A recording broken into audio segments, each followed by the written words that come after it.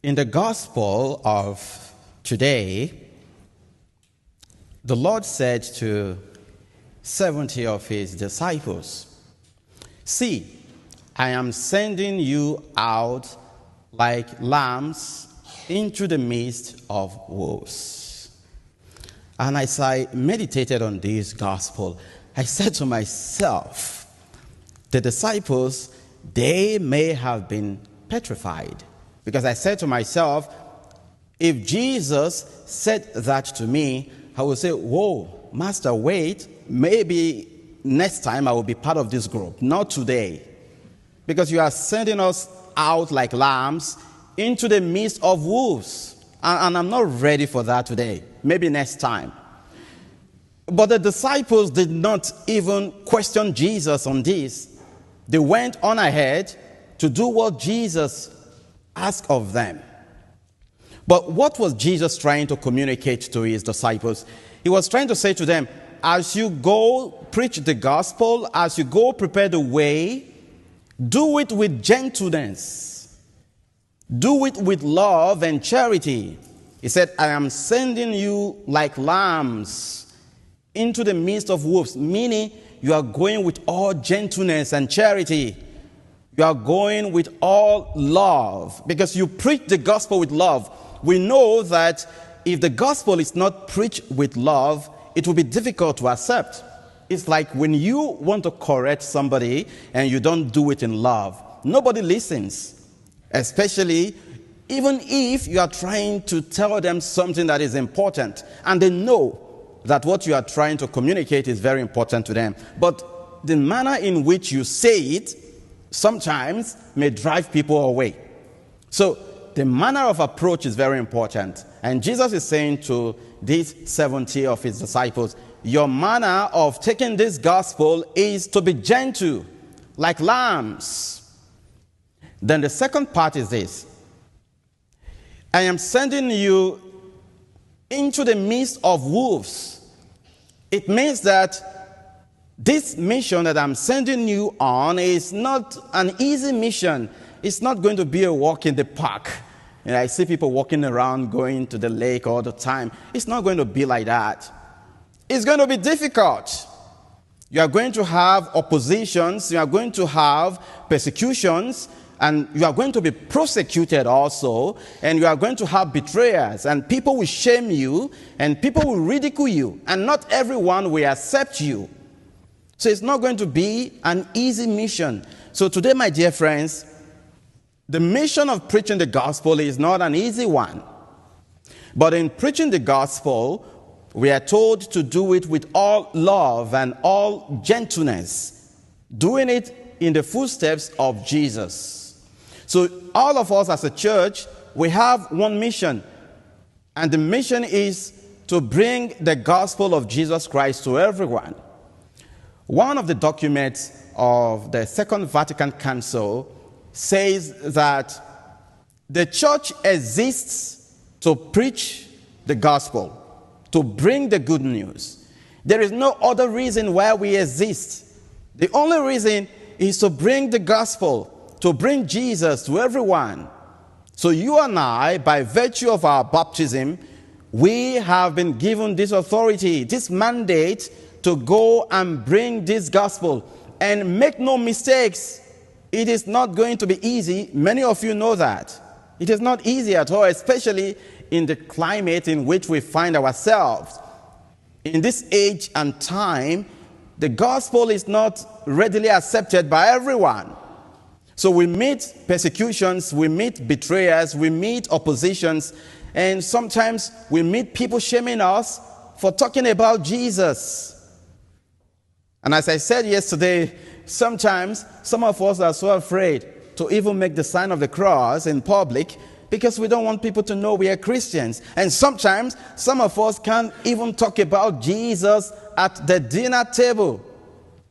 Amen? Amen. I hope I don't get into trouble with this. Because sometimes they want us to be politically correct when we talk about Jesus and not to speak the truth. So bringing the gospel is difficult.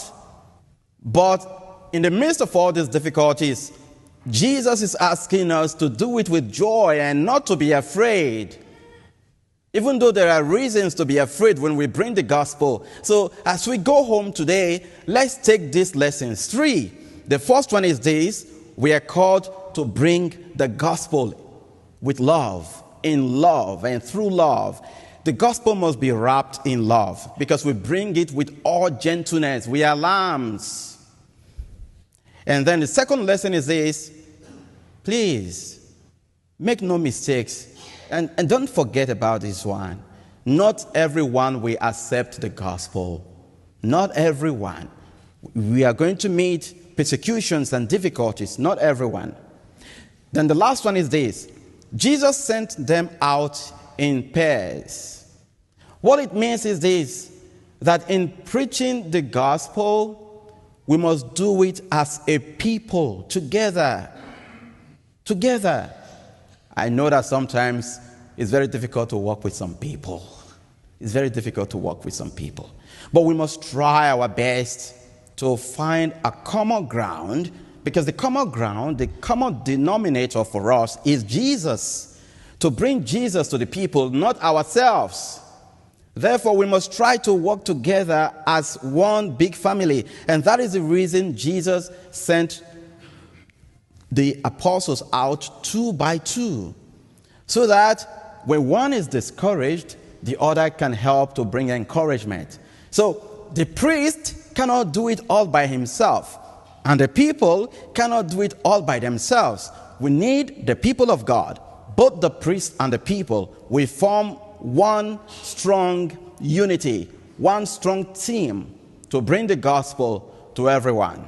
Amen? Amen. So that, because the gospel is about Jesus, not about us, we always do it in charity and not looking at ourselves.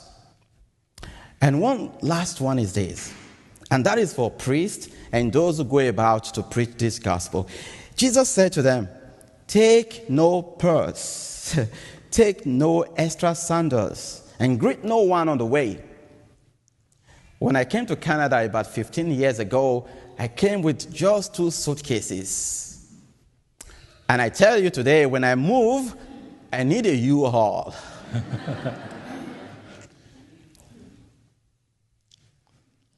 So we are possessed by our possessions. So Jesus is saying to the disciples, as he sent them out, don't go with possessions, because it is urgent.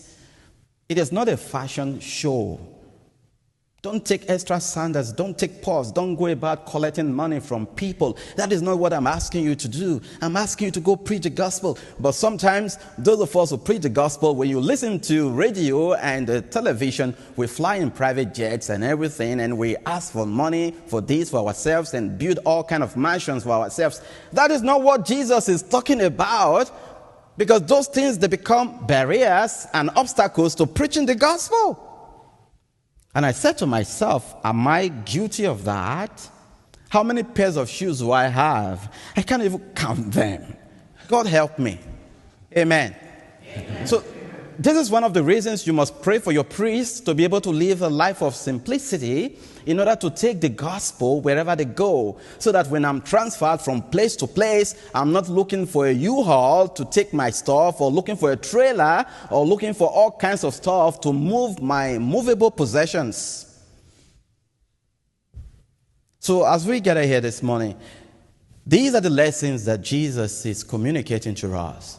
And if we are able to reflect on these things, we will do well, and we will rejoice, and our names will be written in the books of life. Amen.